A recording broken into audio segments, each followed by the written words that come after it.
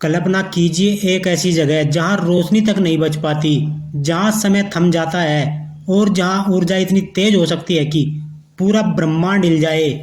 इंसान ने उस रहस्य को छू लिया है। जी हाँ, विज्ञान की दुनिया में खलबली मच गई है। यूनाइटेड किंगडम के वैज्ञानिकों ने पहली बार ब्लैक होल बम का लेबोरेटरी मॉडल तैयार किया है। ये कोई बम नहीं, ये है ब्रह्मांड के सबसे खतरनाक रहस्य को समझने की शुरुआत। तो चलिए अब जानते हैं ब्लैक होल बम क्या है, क्या ये सच में धमाका कर सकता है और सबसे अहम, इसका इंसानियत पर क्या असर हो सकता है। एग्जाम स्टैंडर्ड में आपका स्वागत है फ्रेंड्स। आखिर क्या है ब्लैक होल बम? ब्लैक होल बम कोई असली बम नहीं है, ये एक वैज्ञानिक विचार है जो पहली बार वर्ष 1970 के दशक में सामने आया था।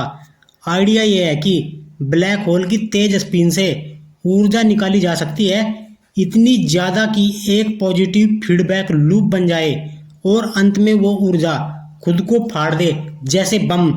इस विचार के पीछे कौन था? इस थ्योरी को सामने लाया गया था नोबेल पुरस्कार विजेता सर रोजर पेनरोज और रूसी वैज्ञानिक योकाव जेल्दोविच ने। उनका मानना था कि ब्लैक होल सिर्फ निगलता नहीं, वो ऊर्जा भी बाहर दे सकता है अगर उसकी रफ्तार और दिशा सही हो। जेल्दोविच ने सुझाव दिया था कि अगर आप कोई तरंग जैसे कि चुंबकीय तरंग या फिर ध्वनि तरंग एक घूमते हुए सिस्टम पर डालते हैं तो वो तरंग वापस लौटते समय और ज्यादा ताकतवर हो सकती है। यही प्रक्रिया अगर ब्लैक होल पर दोहराई जाए तो ऊर्जा बढ़ती ही चली जाएगी और एक समय पर धमाका कर सकती है।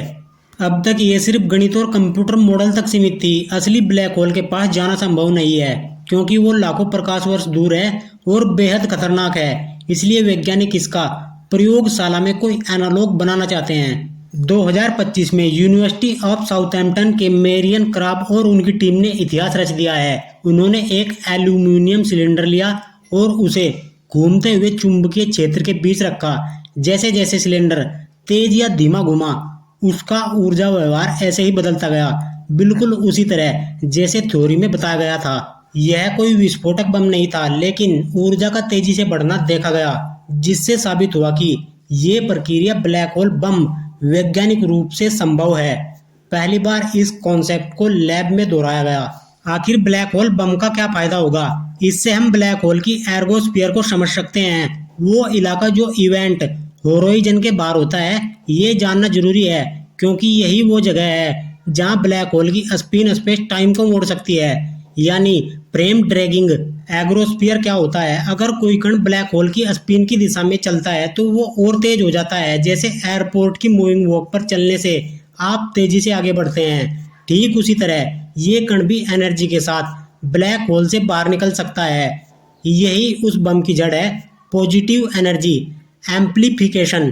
क्या यह खतरनाक है? नहीं, ये कोई हथियार नहीं है, ना ही कोई विस्फोटक है। ये बस एक विज्ञान आधारित तरीका है जिससे ब्रह्मांड की ताकतों को समझा जा सकता है। इससे भविष्य में quantum energy, black hole, thermodynamics और यहाँ तक कि इंटरस्टेलर ट्रेवल तक में मदद मिल सकती है। अब अगला कदम क्या है? इस प्रयोग को और एडवांस बनाना। लेजर, प्लाज्मा और हाई एनर्जी सेटअप के जरिए वैज्ञानिक इस फीडबैक लूप को और बेहतर समझने की कोशिश करेंगे ताकि एक दिन हम ब्लैक होल की अनंत ऊर्जा को नियंत्रित कर सकें।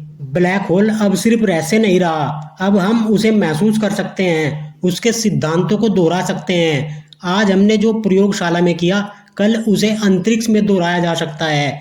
ब्लैक होल बम कोई चेतावनी नहीं, ना ही कोई विस्फोटक है, बल्कि एक नई दिशा है, एक नई शुरुआत है ब्रह्मांड को समझने की, और शायद एक दिन उसे नियंत्रित भी किया जा सकेगा।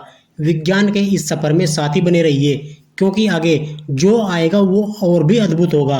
वीडियो यदि आपको पसंद आया हो तो इस वीडियो को लाइक करें, चैनल को सब्सक्राइब करें। मिलते हैं नेक्स्ट वीडियो में, तब तक के लिए धन्यवाद।